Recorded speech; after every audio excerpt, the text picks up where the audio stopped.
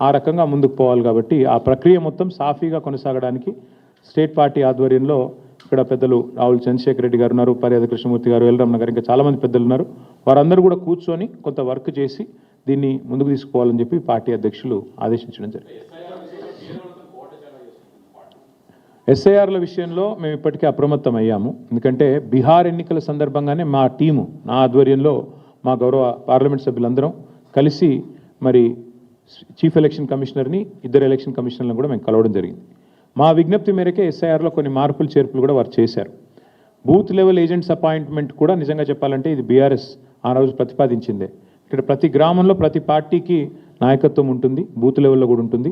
కాబట్టి మీరు మాకు అవకాశం ఇవ్వండి, కొత్త చేర్పులు కానీ ఏమైనా డిలీషన్లు కానీ ఉంటే పారదర్శకంగా చేయండి అని చెప్పి మేము ఆ రోజు ఢిల్లీలో పోయి విజ్ఞప్తి చేశాం. దానికి అనుగుణంగా వారు స్పందించారు, అది మార్పు చేశారు. మేము కూడా బూత్ లెవెల్ ఏజెంట్ల నియామకం ఇప్పటికే దాదాపుగా మరి 90 నియోజకవర్గాల్లో పూర్తయింది. ఇక మిగతా ఒక 20-25 నియోజకవర్గాల్లో పూర్తి చేయాలి. అది కూడా రాబోయే 2-3 రోజుల్లో చేస్తాము. చేసి BLA అంటారు బూత్ లెవెల్ ఏజెంట్లు, అఫీషియల్గా BLO ఉంటారు బూత్ లెవెల్ ఆఫీసర్. వారితో సమన్వయం చేసుకుని పారదర్శకంగా ఈ ప్రక్రియ సాగడానికి మా పార్టీ వైపు నుంచి విజిలెంట్గా ఉండాలని చెప్పి మా పార్టీ అధ్యక్షులు సూచించారు. దానికి అనుగుణంగా ముందుకు నడుస్తాం. రాశి కంటే వాసి ముఖ్యమని నేను అన్నాను. అంటే ఏదో పేరుకి 1,00,000 దాటింది, 2 లక్షలు దాటింది అన్నట్టు కాకుండా చాలా క్వాలిటేటివ్గా పని చేయండి అని చెప్పి మా అధ్యక్షుల వారు సూచించారు. దానికి అనుగుణంగా మా ఆలోచన ఏమి అంటే తప్పకుండా ఎక్కువ ఎంత ఇప్పుడు నాకు రమణ గారికి పోటీ పెట్టుకొని ఆయన 1,00,000 అంటే నేను 1,10,000 అట్లా కాకుండా నిజంగా నికరంగా నికార్స్గా ఎంతైతే మెంబర్షిప్ జరుగుతుందో ఆ పద్ధతుల్లో చేయాలి.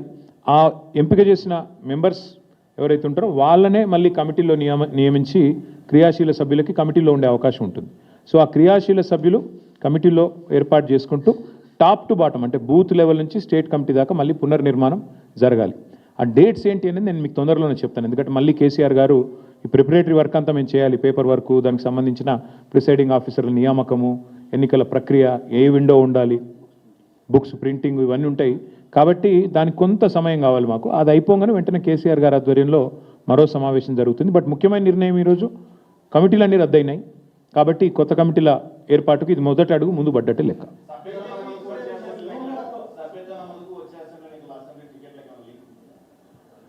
సభ్యత్వ నమోదు కాదు, కానీ పార్టీకి క్రియాశీలంగా పని చేయండి. ఎమ్మెల్యేలైనా కేసీఆర్ గారు ఒక మాట అన్నారు, సిట్టింగ్ ఎమ్మెల్యేలైనా మీరు క్రియాశీలంగా పనిచేయకపోతే మాత్రం పార్టీ అన్ని పరిగణలోకి తీసుకుంటుంది. క్రియాశీలంగా ఉండండి, కార్యకర్తలకు అందుబాటులో ఉండండి, ప్రజలకు అందుబాటులో ఉండండి, సవ్యంగా పార్టీ ఇచ్చిన టాస్క్లు పూర్తి చేయండి అని చెప్పారు. చెప్పడంతో పాటు పార్టీ అన్ని గమనిస్తుంది, రేపు టికెట్ ఇచ్చేటప్పుడు ఇవన్నీ కూడా పరిగణలోకి తీసుకుంటామని కూడా చెప్పారు.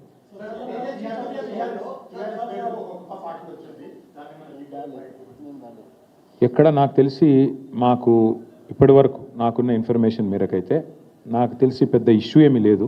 పార్టీలు వస్తుంటాయి పోతుంటాయి, అది పెద్ద ఇష్యూ కాదు. చాలా పార్టీలు వచ్చినాయి, చాలా పార్టీలు పోయినాయి. 25 ఏళ్ళు పూర్తి చేసుకున్న పార్టీ మేము. కాబట్టి మేము ఫోకస్ చేసేది ఈ దేశంలో 25 ఏళ్ళు పూర్తి చేసుకున్న పార్టీలు వేళ్ల మీద లెక్క దగ్గబెట్టే సంఖ్యలో ఉంటాయి.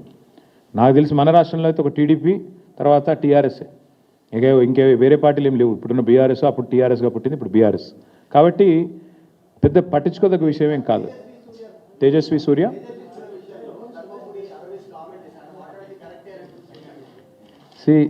వాళ్ళ పార్టీ ఫిలాసఫీ అది కావచ్చు.